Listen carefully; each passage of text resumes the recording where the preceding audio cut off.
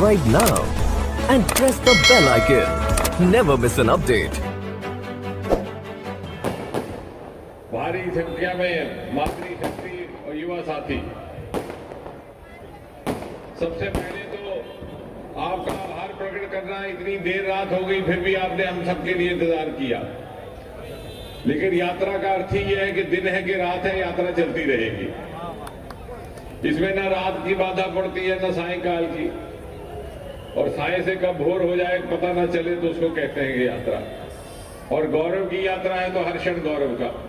और विशेषकर मुझे व्यक्तिगत तौर पर आपका इसलिए भी आभार प्रकट करना है कि इस यात्रा की योजना एवं व्यवस्था बनाने वालों ने बड़ा सोच समझ करके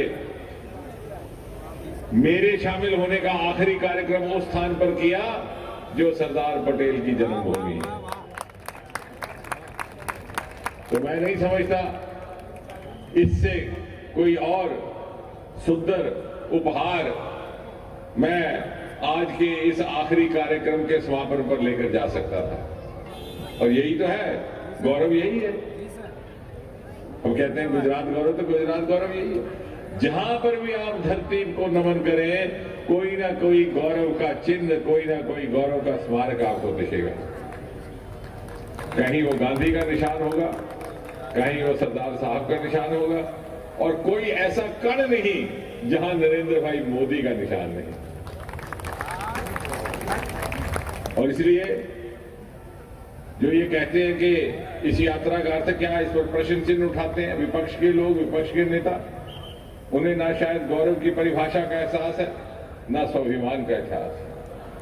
मोदी जी ने गुजरात के माध्यम से और फिर प्रधानमंत्री के रूप में देश के मुखिया के तौर पर देशवासियों को न केवल विकास और प्रशासन का नया रास्ता दिया, परंतु पहली बार हिंदुस्तानी होने पर अभिमान, स्वाभिमान का एहसास दिया।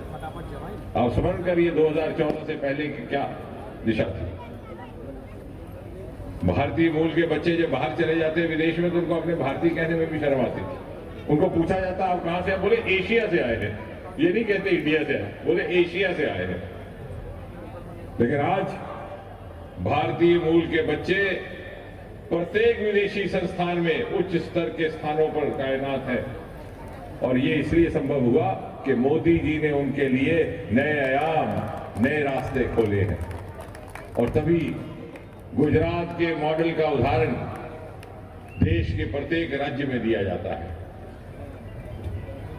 आज जब चर्चा होती है कि देश में हर कोई ऐसा घर ना हो जहां बिजली का लाटू ना हो, मेरे अपने क्षेत्र में एक पहाड़ के ऊपर एक मुस्लिम परिवार था जी, जब वहां पर बिजली पहुंची तो 85 साल की माता वहां बोली कि बेटा मैंने तो ये सोचा था कि ये जिंदगी बिना लाटू के दर्शन के गुजर जाएगी। बच्चे शहर जाते और आके सुनाते कि इस प्रकार का कोई यंत्र होता है, आप जाके मोदी जी को धन्यवाद करना, उन्होंने मुझे जीते जी लाटू के दर्शन कराए। लेकिन उससे भी महत्वपूर्ण बात यह है कि उसी लाटू के दर्शन गुजरात में गांव-गांव में सन 2006 में करते। प्रगति क्या होती है, तरक्की क्या होती है, उन्नति क्या होती है, एक आयाम से दूसरे आयाम तक जाना। ना सिर्फ वो लोगों की मांग हो, बल्कि स्वयं अध्ययन करके ये समझना कि लोगों को किस चीज की आवश्यकता है, वो है एक सच्चे प्रतिनिधि की पहचान। और मोदी जी ने हमें एक नई कार्यशैली भी दी, एक कार्य संस्कृति भी दी, और इस देश में एक नया राजनीतिक परंपरा को जन्म दिया है।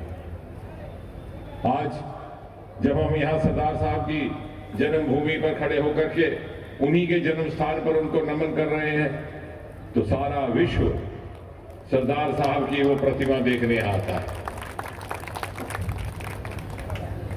और बड़े बड़े वैज्ञानिक इसका शोध करते हैं कि उसका निर्माण कैसे हुआ, लेकिन ये कल्पना थी, इसके पीछे कोई ना कोई कल्पना थी, कोई ना कोई सोच थी। और उसी सोच, उसी कल्पना, उसी विचार, उसी समर्पण और उसी संकल्प का नाम है नरेंद्र भाई मोदी। और आज जब कहीं कोई नई परियोजना का आरंभ होता है, अभी अभी रास्ते में हम बात कर रहे थे कि कोई ऐसा 2 महीने 3 महीने नहीं गुजरते जब मोदी जी कोई नया विचार लेकर के नहीं आते। जब गुजरात में गिफ्ट सिटी का एक नया कल्पना लेकर के मोदी जी आए, तो मैं तो ये कहूंगा कि ये हर स्मारक, ये हर नया मॉन्यूमेंट जो आधुनिक भारत का स्मारक है, ये उस संकल्प से सिद्धि की यात्रा के मील के पत्थर हैं, पड़ाव हैं, जो मोदी जी ने प्रारंभ की थी और आह्वान किया था कि हम उनके साथ संकल्प की सिद्धि से इस यात्रा में शामिल हो जाए। और अब हमारा ये दायित्व है कि जितना हमसे बन पड़े हम उसका योगदान करें। यदि मोदी जी ने हमसे ये अपेक्षा की है कि हम अपने आप को समर्पित करें राष्ट्र निर्माण में, और अगले 25 वर्षों में जब भारत शिखर पटल पर पहुंचा हो तो हमारे बच्चे भी ये गर्व के साथ कह सकें कि इस आधुनिक भारत, नवीन भारत, मोदी जी के सपनों के भारत के साकार में हमारा भी योगदान रहे, तो कम से कम हमें ये संतोष और तसल्ली हो कि उन बच्चों की क्षमता निर्माण में, व्यक्तित्व निर्माण में हमने योगदान दिया। और इसी संकल्प को लेकर के ये गौरव यात्रा, गुजरात गौरव यात्रा नाम है, लेकिन इसका अर्थ ये नहीं कि केवल गुजरात तक सीमित है। ये गुजरात से संदेश जा रहा है देश के प्रत्येक कोने में, उत्तर से दक्षिण तक, पूर्व से पश्चिम तक, पूर्व उत्तर से। इस गौरव गूंज का जन्म हो रहा है गुजरात में, लेकिन गूंज देश के कोने कोने में सुनाई दे रही है। ये गूंज है गुजरात की, देश के गौरव की, हिंदुस्तान के गौरव की। और मोदी जी ने जिन नई ऊंचाइयों पर हिंदुस्तान को खड़ा करके आज एक विश्व गुरु का रूप दे दिया है, उस पहचान की और इस गौरव का एहसास करना हम सबका दायित्व भी है, धर्म भी है। मैं अगले ही सभा में कह रहा था कि क्या कांग्रेस का कोई और प्रधानमंत्री है क्या? क्या आम आदमी पार्टी का कोई और प्रधानमंत्री है क्या? तो भले ही वो हमसे जितने भी नाराज क्यों ना हो, विचारधारा का मतभेद क्यों ना हो, कम से कम ये तो स्वीकार करें कि देश का प्रधानमंत्री एक ही है। कम से कम ये तो स्वीकार करें कि देश के प्रधानमंत्री हमारे लिए भी मोदी जी हैं, उनके लिए भी। कम से कम ये तो स्वीकार करें कि जब सारा विश्व मोदी जी पर गर्व कर रहा है, तो क्या ये अधर्म नहीं कि वो अपने आप को इस गौरव से वंचित रखें। और इस गौरव यात्रा को घर घर, कोने कोने, गांव गांव ले जाने का ये भी अर्थ है कि कोई भारतवासी इस गौरव के अनुभव से वंचित रहने का पाप न करे। કોંગ્રેસે બોર માર્યા છે, કામ બોલે છે। અલા ભાઈ, તમારા 60 વર્ષના કામ નહીં, 60 વર્ષના કાવતરા બોલે છે, એવા બોર દેખાય છે।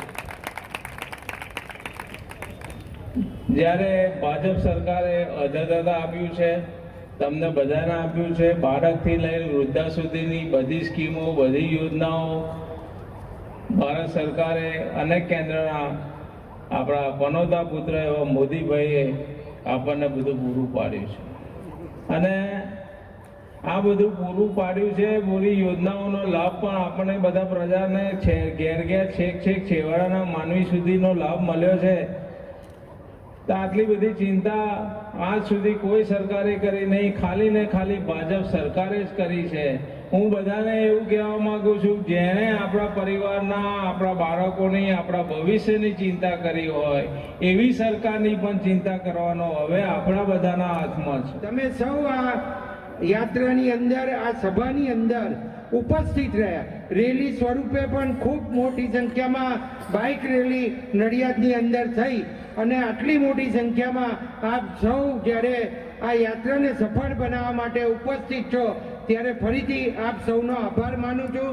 તમે બધા જોયું હશે કે આપણા સરદાર સાહેબનું નડિયાદ, સરદાર સાહેબનું જન્મસ્થળ એટલે નડિયાદ, અને આપણા જય મહારાજ સંતરામ મંદિર, આ બે નડિયાદ માટે પ્રખ્યાત છે।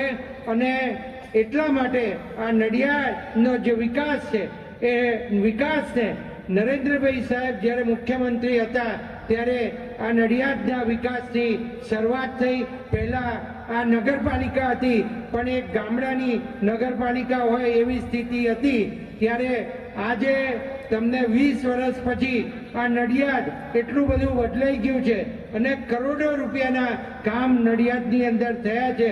અને છેલ્લે હું કહું કે 1.25 વર્ષની અંદર 67 કરોડ રૂપિયાના કામના ખાતમુહૂર્ત અને લોકાર્પણના કામો આપણે કર્યા છે। આ નડિયાદને આપણા મુખ્યમંત્રી શ્રી ભૂપેન્દ્રભાઈ પટેલ સાહેબ, આપણા ભૂતપૂર્વ મુખ્યમંત્રી વિજયભાઈ અને ભૂતપૂર્વ મુખ્યમંત્રી આનંદીબેન અને નીતિનભાઈ સાહેબે વિકાસ માટે અઢળક રૂપિયા આપ્યા. મેં કહ્યું એમ નરેન્દ્ર મોદી સાહેબે પણ અહીંયા નડિયાદની ખૂબ વિશેષ ચિંતા કરી અને નડિયાદના વિકાસની અંદર ખૂબ મોટો ફાળો આપ્યો છે. મને પણ પ્રતિનિધિત્વ કરવાનો આપનો મોકો મને આપ્યો અને એના કારણે હું આ નડિયાદનો જે વિકાસ થઈ રહ્યો છું એ વિકાસ કરી રહ્યો છું. આવનારા દિવસોની અંદર ફરીથી ભારતીય જનતા પાર્ટીની સરકાર બનવા જઈ રહી છે ત્યારે નડિયાદ વિધાનસભા અને ખેડા જિલ્લાની 6 બેઠકો ખૂબ બહુમતીથી ભારતીય જનતા પાર્ટીના કમર નિશાન નીચે જીતવાની છે અને એમાં આપ સૌનો સાથ અને સહકાર રહેશે. આ સંદેશો આખા ખેડા જિલ્લામાં પ્રસરે. લોકો દિલ્હીથી અહીંયા રાજકારણ રમવા આવ્યા છે, મફતનો લૂંટાવા. આપવાનું ક્યાં ક્યાંય છે, આવવાનું છે નહીં. વચન આપવામાં શું ખોટું છે?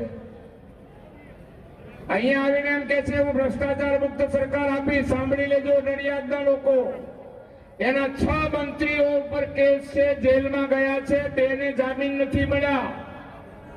એ અહીંયા આવીને એમ કે છે અમે ભ્રષ્ટાચાર મુક્ત કરીશું. જે દિલ્હીની વાત અને પંજાબની વાત કરે છે, આ પંજાબમાં નશાખોરીમાં આખા પંજાબને આ 6 મહિનામાં ડૂબાડી દીધું. ગુજરાતને ડૂબાડવા આવ્યા છો. મહેરબાની કરીને ગુજરાતના ગૌરવને, ગુજરાતની ગરિમા, ગુજરાતની અસ્મિતા, આઝાદી પહેલા 2 મહાનુભાવો ગુજરાતની ધરતી આપ્યા. એક મહાત્મા ગાંધી, બીજા સરદાર વલ્લભભાઈ પટેલ. અંગ્રેજોની સામે જે લડાઈ આદરી અને બ્રિટનના વડાપ્રધાન ચર્ચિલ ગાંધીજી માટે કહેતા હતા કે this half naked saint will not leave us without freedom. આ અડધી પોતળી પહેરેલો ગાંધી આઝાદી વગર નહીં મૂકે. બ્રિટનના પ્રેસિડેન્ટ વડાપ્રધાનને ખબર હતી. એવો ગાંધી જેને 562 રિયાસત રાજા મહારાજા મોગલ બાદશાહ નવાબોને વિનંતી કરીને ભારત માતાના ચરણોમાં ધરી દીધી. એની આ ધરતી ઉપર આપણે ઉભા છીએ. ગૌરવ છે આ દેશનું ગૌરવ.